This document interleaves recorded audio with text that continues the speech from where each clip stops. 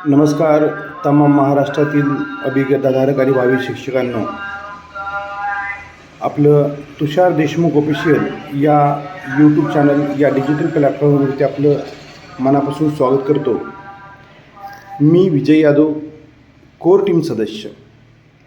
तर आज बरेचसे विषय आहेत बोलण्यासाठी आणि बऱ्याचशा आपल्या अभियोग्यताधारकांकडून विनंती आल्यामुळे हा व्हिडिओ आम्ही बनवत आहोत. सर्वप्रथम जो विषय आपण घेत आहोत तो विषय आहे आयुक्त साहेब सूरज मांढरे साहेब यांच्या बदलीचा विषय. तर बघा, आयुक्त सूरज मांढरे हे गेले 2.5 वर्ष त्या पदावरती म्हणजे शिक्षण आयुक्त या पदावरती आहेत. कोणत्याही IAS अधिकाऱ्याचा, कोणत्याही आयुक्त दर्जाच्या अधिकाऱ्याचा कार्यकाल हा 2.5 वर्षाचा असतो. जास्तीत जास्त तो 3 वर्षाचा असू शकतो. तर सप्टेंबर महिन्यामध्ये 2.5 वर्ष पूर्ण झालेली आहेत. ठरलेल्या प्रोटोकॉलप्रमाणे त्यांची बदली सध्या झालेली आहे. त्यांना नवीन पदभार देण्यात आलेला आहे. परंतु आपल्या मांढरे सर ही भरती, आपली जी भरती आहे ते पूर्ण करतील आणि मगच आपल्या शिक्षण आयुक्त या पदाचा पदभार सोडतील अशी आपल्याला खात्री आहे. त्यांच्याकडे शिक्षण आयुक्त पुणे हा पदभार अतिरिक्तमध्ये त्यांच्याकडे राहणार आहे. त्यामुळे साहेबांची बदली झाली, आता काय होणार, कसं होणार, आपली भरती होते की नाही, या सर्व प्रश्नांना विराम देणं गरजेचं आहे. कारण कोणतेही IAS अधिकारी किंवा कोणतेही आयुक्त दर्जाचे अधिकारी हे निर्णय घेत असतात आणि त्यांची जी टीम असते, त्यांना रिपोर्ट करणारी जी टीम असते ते पण मोठे अधिकारी असतात. हे सर्व अधिकारी काम करत असतात, वेगवेगळ्या भूमिका निभावत असतात भरती प्रक्रियेतल्या. आणि आयुक्त साहेब हे डिसिजन मेकिंगचं काम करतात किंवा ऑर्डरचं काम करतात. त्यामुळे आयुक्त साहेबांकडे हा आपला शिक्षण आयुक्त हा पदभार अतिरिक्त जरी असला तरी याचा भरती प्रक्रियेवरती कोणताही वाईट परिणाम होणार नाही. उलट आयुक्त साहेबांच्या जागी दुसरे कोणते आयुक्त आलेले नाहीत ही आपल्यासाठी चांगली गोष्ट आहे. कारण ज्या आयुक्तांनी गेले 22,000 शिक्षक भरती केलेली आहे, आतापर्यंतचा सर्व कारभार पारदर्शकपणे केलेला आहे. आपल्या गोरगरिबांच्या मुलांना सरकारी नोकरी किंवा एखाद्या संस्थेवरती शिक्षक होण्याचं स्वप्न पाहतानाही भीती वाटत होती. अशी किचकट प्रक्रिया, वेगवेगळ्या जाती, बिंदू, धर्म, मीडियम, विषय, इतके सर्व किचकट गोष्टी हँडल करून आयुक्त मांढरे साहेबांनी ही भरती पारदर्शकपणे पार पाडली आहे. आणि राहिलेली म्हणजे 2022च्या टेटवरची फेज 2 भरती ही आयुक्त साहेब पूर्ण करण्यासाठी कटिबद्ध आहेत आणि त्याबद्दल नेहमी आपल्याला आयुक्त साहेबांनी सकारात्मक प्रतिसाद दिलेला आहे. आता आयुक्तांच्या बदलीचा कोणताही परिणाम आपल्या या शिक्षक भरतीवरती होणार नाही याची खात्री बाळगा आणि मनातून सर्व शंका कुशंका दूर करा. आता दुसरा विषय असा आहे आचारसंहिता, की आचारसंहितेमध्ये आता भरतीचं काय होणार. बऱ्याच अभियोग्यताधारकांना माहिती नसतं की आचारसंहितेमध्ये काय करता येतं, काय करता येत नाही. तर तुमच्या माहितीसाठी सांगतो, आचारसंहितेमध्ये कोणतीही नवीन जॉईनिंग देता येत नाही, कोणत्याही नवीन जाहिराती प्रसिद्ध करता येत नाहीत. प्रसिद्ध म्हणजे ज्या जाहिरातींचा लाभ ज्या व्यक्तींना होणार आहे, म्हणजे सर्वसामान्य अभियोग्यताधारकांना तुमच्या जाहिरातींचा लाभ होत असेल तर त्या जाहिराती प्रसिद्ध करता येत नाहीत. या गोष्टी 100% खऱ्या आहेत. आता राहिला प्रश्न आपल्या शिक्षक भरतीचा. तर बघा, आपली शिक्षक भरती ही एका कोर्टाच्या सुमोटो याचिकेनुसार सुरू आहे. त्या शिक्षक भरतीचा एक फेज 22,000 शिक्षकांचा एक फेज पूर्ण झालेला आहे, बरोबर आहे. तर त्यामध्ये आता जो फेज 2 सुरू आहे, आपल्या सर्वांच्या अथक प्रयत्नातून 10% जी बिंदू नामावलीची पदकपात होती, 80% वित्त विभागाची परवानगी असताना 10%ची जी पदकपात केली होती, त्या पदकपातीचा आपण सर्वांनी पाठपुरावा करून माननीय तुषारदादा देशमुख यांच्या नेतृत्वाखाली आपण वेळोवेळी पुण्यात आंदोलनं केली, उपोषणं केली आणि मुंबईमध्ये आपल्या टीमनं जी काय कामं केली त्या कामाचा रिझल्ट म्हणून 10% पदभरतीला शासनाकडून परवानगी मिळाली. त्या परवानगीचं पत्र 10 सप्टेंबरचं आहे. लगेच 10 सप्टेंबरचं पत्र आयुक्त कार्यालयाला भेटलं. त्यामध्ये स्पष्ट उल्लेख होता की राहिलेली 10% पदकपातीची कारवाई सुरू करावी, तत्काळ सुरू करावी. तत्काळ म्हणजे दुसऱ्या तिसऱ्या दिवशी म्हणजे 13 सप्टेंबरला आयुक्त कार्यालयातर्फे सर्व ईओजला झेडपीला लेटर गेलं की 10% पदकपातीची आणि रिक्त अपात्रतेच्या जागेची तपासणी करून त्या जाहिराती तयार व्हाव्यात. आपण सर्वांनी वेळोवेळी जी पाठपुरावा केला वेगवेगळ्या झेडपीकडे, आपल्या असं लक्षात आलं आहे की आतापर्यंत 21 झेडपींचा डेटा तयार आहे, जाहिराती तयार आहेत. आतापर्यंत आयुक्त कार्यालयाकडून 4 ते 5 VC घेऊन COज आणि EOजला सूचना देण्यात आलेल्या आहेत की जाहिराती कशा तयार करायच्या आहेत, SC-BC आरक्षणामध्ये किती जागा द्यायच्या आहेत, जाहिराती कशा तयार करायच्या आहेत.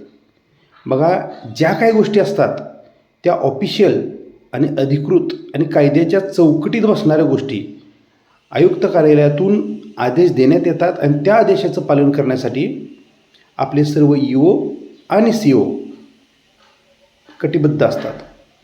आपण पाहिलं आहे 20 ते 21 EO जिल्हा परिषदांचं जाहिराती तयार आहेत. काही जिल्हा परिषदांनी जाहिराती त्यांच्या बाहेरच्या बोर्डवरच लावलेत की आमची जाहिरात तयार आहे, एवढ्या विषयीच्या एवढ्या जागा आहेत म्हणून. आपले अभियोग्यताधारक वेगवेगळ्या झेडपीकडे एकाच झेडपीकडे वेगवेगळ्या टीम करून दर 1 दिवसाआड 2 दिवसाआड जात असतात. याचा परिणाम असा झाला आहे की जाहिराती बनवण्याच्या स्लो कामाला प्रचंड वेग प्राप्त झाला आहे.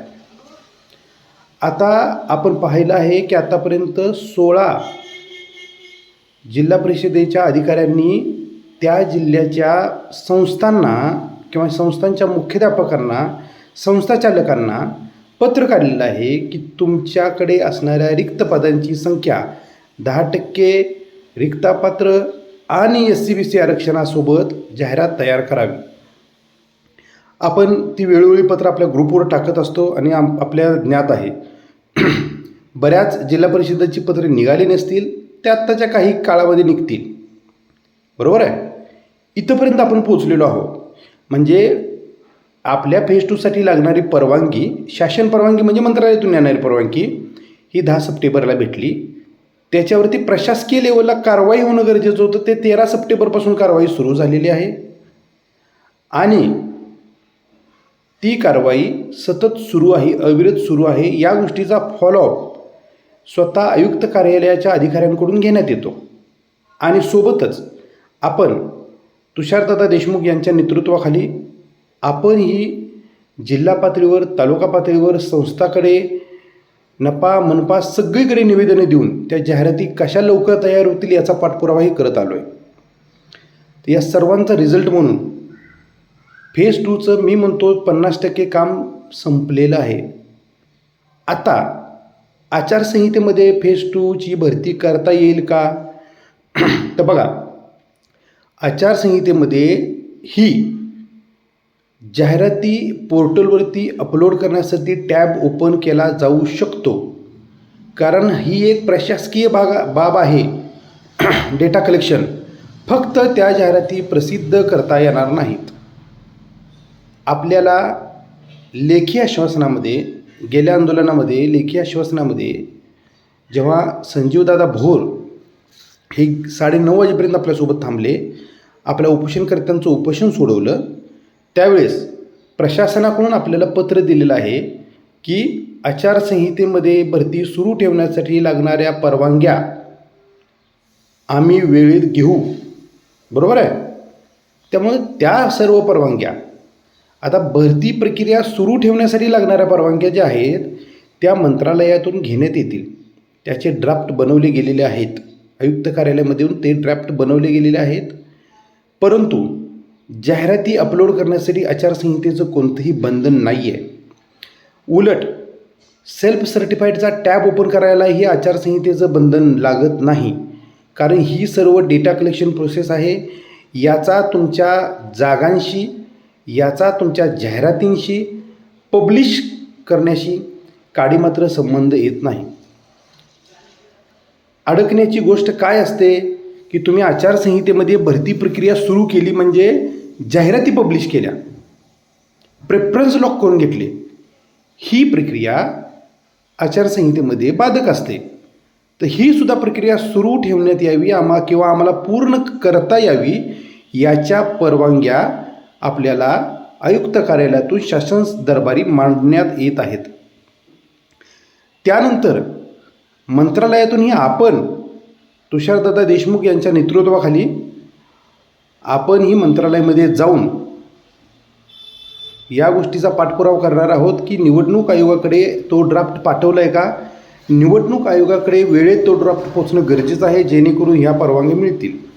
आता निवडणूक आयोग परवानगी देईल का की नाही देणार या गोष्टीवर संभ्रम असतो, परंतु जमेची बाजू ही आहे की ही पदभरती ही शासनाच्या इच्छेनुसार होत नसून ही पदभरती कोर्टाच्या आदेशानुसार शासन त्या पदभरतीची अंमलबजावणी करत आहे. या पदभरतीची सुरुवात 2022ला झालेली आहे. फेज 1 पूर्ण झालेला आहे. फेज 2च्या कारवाईची जी शासन मान्यता आहे, शासन परवानगी आहे, ही 10 सप्टेंबरला निघाली आहे. त्याचं प्रशासकीय काम 13 सप्टेंबरपासून चालू झालेलं आहे. म्हणजे ही ऑनगोईंग प्रोसेस आहे. इलेक्शनच्या तोंडावर घेतला गेलेला निर्णय आहे का हा, तर नाही. त्यामुळे सेल्फ सर्टिफाईडचा टॅब ओपन होणे, जाहिराती अपलोड करून घेणे या सर्व गोष्टी आचारसंहितेतही केल्या जाऊ शकतात. आणि आम्हाला मिळालेल्या माहितीनुसार या सर्व गोष्टी आचारसंहितेत करण्यासाठी शासन, प्रशासन, मांढरे साहेब किंवा इतर अधिकारी हे कटिबद्ध आहेत, सकारात्मक आहेत. आता टेक्निकल अडचणी बऱ्याच अभियोगताधारकांना माहिती आहे. आपल्याला गेल्या आंदोलनाच्या वेळेस टेक्निकल अडचणीबद्दल सांगण्यात आलेलं आहे. बघा, पोर्टलच्या ज्या टेक्निकल अडचणी आहेत, जी काय सॉफ्टवेअर कंपनी आहे त्या सॉफ्टवेअर कंपनीला दुरुस्ती करण्यासाठी किंवा काही ॲडिशन करण्यासाठी आपलाच रिझल्ट किंवा आपलीच प्रक्रिया कशी फास्ट करता येईल, आपलीच रिझल्ट प्रक्रिया कशी निर्विवादपणे पार पाडता येईल, त्यासाठी लागणारे सर्व बदल करण्याचं काम चालू आहे. आणि ते बदल करण्यासाठी वेळ लागत असतो, कारण हे सगळं कोडिंगचं काम असतं. आपल्या शिक्षक बांधवांच्या संपर्कामध्ये काही IT चे लोक पण असतील. कोडिंग, डिकोडिंग या गोष्टी ज्या असतात. कोड लिहिणे, एखादा प्रोग्रॅम लिहिणे ही अवघड प्रक्रिया असते. यासाठी वेगवेगळं स्किल्ड वर्कर लागतात. कितीही स्किल्ड वर्कर असला तरी त्याला ते काम पूर्ण करण्यासाठी लागणारा वेळ, त्यानंतर पूर्ण केलेलं काम तपासण्यासाठी, क्वालिटी चेक करण्यासाठी लागणारा वेळ, त्यानंतर टेस्टिंगसाठी लागणारा वेळ, त्यानंतर ॲक्च्युअल पब्लिश करण्यासाठी लागणारा वेळ, या सर्व गोष्टींची जर तपासणी केली तर ही थोडीशी वेळखाऊ प्रोसेस असते. त्यामुळं या टेक्निकल बाबी ज्या आहेत यासाठी आपल्याला प्रशासनाला वेळ देणं गरजेचं आहे.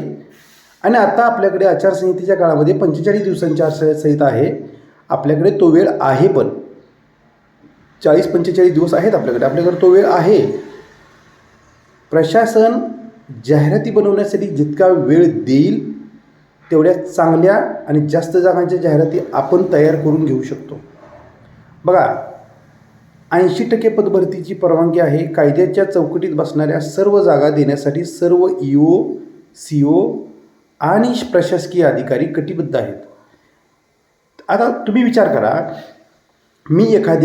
तुम्ही एखाद्या जिल्ह्याचा EO आहात किंवा CO आहात. तुमच्या जिल्ह्यामध्ये समस्या आहे की शाळेतल्या मुलांना शिक्षक नाहीत किंवा भरपूर साऱ्या शाळा ह्या एक शिक्षकी आहेत. तुम्हाला शिक्षक नको आहेत का? हवेत ना. वित्त विभागाने दिलेल्या परवानगीनुसार जे काही शासनाच्या कायद्याच्या चौकटीत बसणाऱ्या जाहिराती आहेत ते देणं हे अत्यंत गरजेचं आहे. हे IAS दर्जाच्या अधिकाऱ्यांना चांगलं समजतं. जे EO असतात, जे CO असतात, ते तुमच्या मोठ्या मोठ्या MPSC UPSCच्या परीक्षा पास करून प्रशिक्षण घेऊन त्या पदावर असतात. त्यामुळे त्या जिल्ह्याची शिक्षण व्यवस्था, त्या जिल्ह्यांच्या मुलांचं भवितव्य हे त्यांच्या हातात असतं. त्यामुळे ते त्यांचे निर्णय योग्य पद्धतीनं घेतात आणि त्यांना गायडन्ससाठी वरिष्ठ IAS म्हणून आयुक्त साहेब आणि त्यांची टीम असते. त्यामुळे आचारसंहितेत भरती अडकणार नाही याची खात्री बाळगा, कारण ही भरती प्रक्रिया ऑलरेडी सुरू आहे. आयुक्त कार्यालयाने आपल्याला लेखी दिलेलं आहे की यासाठी लागणाऱ्या सर्व शासन परवानग्या वेळेत आम्ही घेऊ आणि त्या शासन परवानग्या आयुक्त कार्यालयाकडून घेतल्यानंतर, आयुक्त कार्यालयातून मंत्रालयाकडे मागितल्यानंतर आपण पाठपुरावा करणार आहोत की त्या शासन परवानग्या लवकरात लवकर कशा मिळाव्यात. आता आयुक्तांची बदली, आचारसंहिता या गोष्टीवरती आपला सर्व डाऊट क्लिअर झालेले असतील. आता तिसरा प्रश्न असा आहे की बाबा आपण आता काय करायचं. आपण या आचारसंहितेमध्ये हातावर हात धरून बसणार आहे का हो? तर नाही, आपण या आचारसंहितेमध्ये हातावर हात धरून बसणार नाही. आपल्या ऑलरेडी जिल्हा लेवलच्या टीम तयार आहेत. आपापल्या EO CO जाऊन रिक्त पदांची माहिती घ्या. वाटल्यास एक माहिती अधिकाराचा फॉर्म घ्या, अधिकाऱ्यांच्या हातात द्या तो फॉर्म भरून आणि त्यांना विनंती करा की आम्हाला आपल्याकडे येणाऱ्या रिक्त पदांची माहिती हवी. त्यानंतर कोणत्या जिल्ह्याच्या जाहिराती तयार आहेत, कोणत्या जिल्ह्याच्या जाहिराती तयार नाहीत हे आपापल्या जिल्हा टीमला माहिती आहे. डेटा आयुक्त कार्यालयही कलेक्ट करण्याचा प्रयत्न करत असतं आणि त्यांना ते क्रमप्राप्त आहे. त्याचप्रमाणे आपणही तो डेटा मिळवण्यासाठी प्रयत्न करू शकतो. आता राहिला प्रश्न संस्थांचा. बघा मित्रांनो, तुम्हाला तुमच्या घराजवळ, तुम्हाला तुमच्या तालुक्यामध्ये, तुम्हाला तुमच्या जिल्ह्यामध्ये जर जॉब हवा असेल तर ZP बरोबर तुमच्या नफा मनपा आणि खाजगी संस्थांच्या जाहिराती अपलोड होणं अत्यंत गरजेचं आहे. त्या जाहिराती अपलोड होण्यासाठी आपण त्या संस्था चालकांकडे, त्या संस्थापकांकडे पाठपुरावा करणं अत्यंत गरजेचं असतं. तुम्ही जाऊन जर पाठपुरावा केलात, त्या संस्थेच्या रिक्त पदांची माहिती काढलीत आणि त्यांना त्या जाहिराती पवित्र पोर्टलवरती अपलोड करायची, आत्ता सेकंड फेजमध्ये अपलोड करण्याची विनंती केलीत तर 100% तुमच्या जिल्ह्यातील जागांची संख्या वाढेल. याचा परिणाम किंवा याचा रिझल्ट असा होईल की आपल्या सर्वांना आपल्या जिल्हा, आपल्या तालुक्यामध्ये, आपल्या घराच्या काही किलोमीटर अंतरावरती जॉब लागेल. बरोबर आहे. तर आचारसंहितेमध्ये आपण आपल्या कामासाठी पाठपुरावा करणं अत्यंत गरजेचं आहे. तो पाठपुरावा तुम्ही कराल. जर तुम्हाला काय अडचण असेल तर तुम्ही कोर टीमकडे संपर्क करा. कोर टीममधून तुम्हाला वेळोवेळी लागणारं मार्गदर्शन देण्यात येईल आणि पुढची दिशाही सांगण्यात येईल. कोर टीम दर 5-6 दिवसाला आयुक्त कार्यालयामध्ये जाऊन या सर्व गोष्टींचा पाठपुरावा घेणार आहे, याची मी तुम्हाला खात्री देतो. आता कोणत्या मीटिंगमध्ये, कोणत्या भेटीत काय झालं हे तुम्हाला वेळोवेळीच्या मीटिंगमध्ये समजून जाईल. आचारसंहितेमध्ये कोणत्याही प्रकारे भरती थांबणार नाही याची आपण आणि प्रशासन काळजी घेणार आहे. त्यामुळं आपण निश्चिंत राहा, बिंदास राहा. आता शेवटचा एक मुद्दा आहे रयत. बघा, आज 16 ऑक्टोबर आहे. रयतची आज कोर्टात तारीख आहे. तर रयतचा मुद्दा न्यायप्रविष्ट असल्यामुळे आपण रयतच्या कोर्टाच्या ऑर्डरची वाट पाहू. रयतची जर कोर्टाची ऑर्डर आज आली तर बऱ्याच गोष्टी आपल्या सेकंड फेजच्या सोप्या होतील, याची तुम्हाला सर्वांना कल्पना आहे. रयतचे जे बांधव आहेत, हाय क्वालिफाईड, हाय मार्क घेतलेले बांधव आहेत, निकाल लवकरात लवकर लागो आणि हे त्यांना लवकरात लवकर जॉईनिंग मिळो अशी परमेश्वराच्या चरणी प्रार्थना करू आणि आपला लढा थंड न पडू देता आपण आपल्या पातळीवरती जागांचा जास्तीत जास्त जागा येण्याचा पाठपुरावा कराल याची मला खात्री आहे. तुमचं नेतृत्व तुषारदादा देशमुख यांच्याकडून मार्गदर्शन, संदीप कांबळे सर यांच्याकडून मार्गदर्शन तुम्हाला वेळोवेळी होत राहील. सध्या संदीप कांबळे सरांचा मोबाईल हरवल्यामुळे संदीप कांबळे सर लाईव्ह येऊ शकत नाही आहेत. लवकरच ते लाईव्ह येतील. तुम्हाला काही मार्गदर्शन हवं असेल तर तुषार देशमुख ऑफिशियल या चॅनलला किंवा संदीप सरांच्या चॅनलला तुम्ही कनेक्ट राहा. तुम्हाला सर्व माहिती, इत्थंभूत माहिती थोडंसं चौकशी करून डिटेलमध्ये माहिती घेऊन तुम्हाला या चॅनलवरती देण्यात येईल. तुमच्या काही प्रश्न असतील तर तुम्ही कमेंट बॉक्समध्ये ते प्रश्न टाकाल. त्या प्रश्नांना अनुसरून आम्ही पुढचा व्हिडिओ बनवू आणि तुमच्या प्रश्नांची उत्तरे देण्याचा प्रयत्न करू. एवढं बोलतो आणि हा व्हिडिओ थांबवतो. धन्यवाद.